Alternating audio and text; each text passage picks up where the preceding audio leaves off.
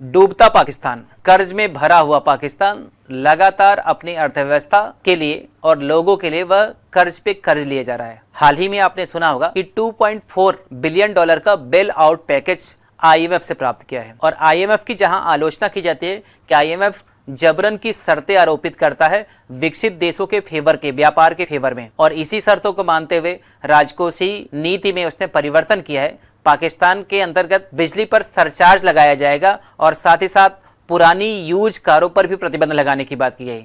यानी पहले से जनता पर महंगाई की मार और अब और ज्यादा महंगाई झेलने की पड़ेगी केवल कर्ज के लिए। और यहां पर भारत ने विरोध किया था कि आईएमएफ ऋण ना दे। साथ ही साथ भारत वर्ल्ड बैंक के सामने 20 बिलियन डॉलर का जो ऋण मिलने वाला है, जिसे कहा गया है कि Pakistan country partnership framework 2025 to 35 एक 10 साल का प्रोग्राम है जिसके तहत उसे बड़ी मात्रा में ऋण मिलने वाला है। भारत इसका भी विरोध करने के लिए आया है। जहां तक यह ज्ञात है कि पाकिस्तान को अपने कुल कर्ज का 34% जो है वह विदेशों से प्राप्त हो रहा है। कुल कर्ज पाकिस्तान का 21.6 लाख करोड़ का हो गया, जिसमें से घरेलू कर्ज जो है वह 14.3 लाख करोड़ का है।